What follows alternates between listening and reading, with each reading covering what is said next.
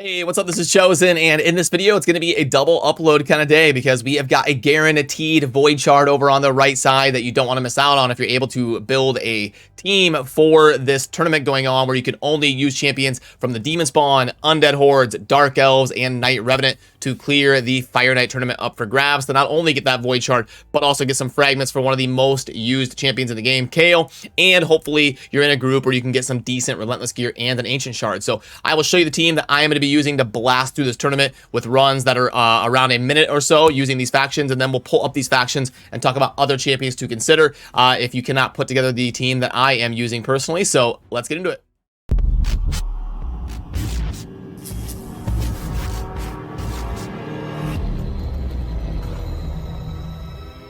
Alrighty, so first of all, if you are a veteran viewer here on the channel, you already know this, but you do want to make sure you are selecting the optimal stage for what you're able to clear fast. And even if you typically farm stage 24 or 25, nothing wrong with bumping it down to stage 20 because stage 20, actually, believe it or not, is the most efficient points per energy spent stage in the game when you are trying to complete a tournament event and get to a certain amount of points like this one.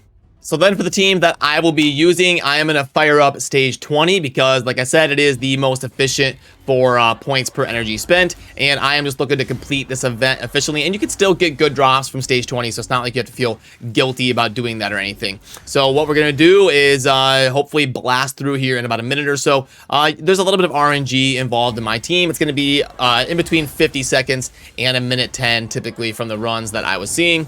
And here we go. You do want to make sure you watch, a run or two to make sure you don't have to do any sort of special manipulation changes with the AI and the custom team. But I can walk you through the thought process on mine and exactly what went in to the team that I am using here. And then right here, it should be a perfect rotation. Boom, Heartseeker. That was done via custom AI where we break the shield. And then the Lydia breaks the defense and the weaken. And then Cold Heart slams down the turn meter. And we were able to blast through, get some detonates, some resets, another Heartseeker right there, and burst down the Fire Knight in 56 seconds with a team that is only from the Corrupted with Dark Elves, Undead, Demon Spawn in my team right here, but you can also use the Knight Revenant if you would like. And like I said, I would go over the thought process on the custom AI for my team. Zavia and Battle didn't really have to do a whole lot.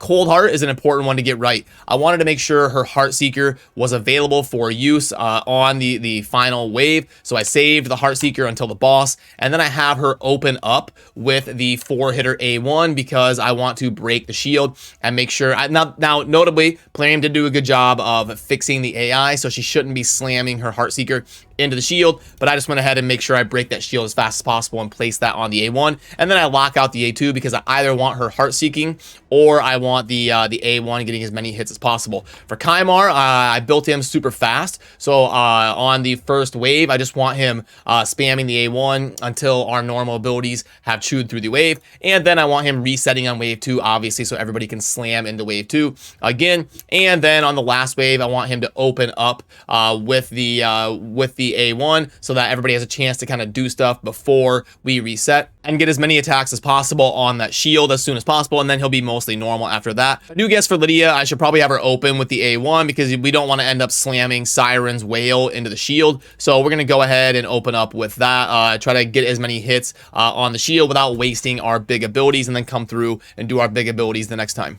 But she still does get a hit from Siren's Wail, and she does place increased speed by doing so, which that's the only increased speed on my team. So that could go either way, and it's something I'd probably have to test to be sure. So for now, I'm going to leave that for default because I'm super happy with 50 seconds. I'm not going to mess with it, but there's different things you can test like that. You just want to make sure and take, a couple minutes and go through and make sure your AI is functioning properly in your team, because the Fire Knight team can be one that you definitely want to get right. It can get a little bit weird with the waves and then the shield.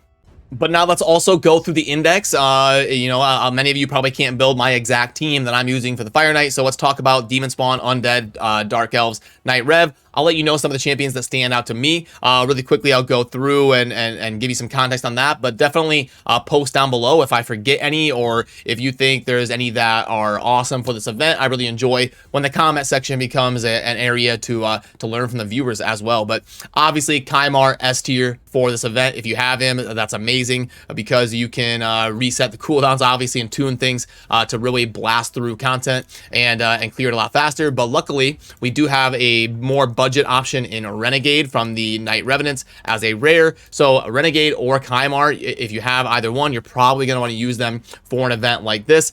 I mean, really, a lot of these champions are going to be pretty solid. You're going to want multi-hitter abilities. You're going to want abilities that lower turn meter. And if you're using like a Xavia detonation strategy, you're going to want people that place poisons as well. So a lot of these would be mostly okay. Krutraxa has a 4-hit A1. A lot of people forget about that. She can do some pretty decent damage and blast through the shield. Obviously, you've got your Duchess, Allure, an S tier epic for this because of the A1 that does a bunch of turn meter suppression. You can even lock out the A2 and stuff like that and just keep slamming those high speed multi-hitters that Allure can do to not only break the shield but also suppress the turn meter.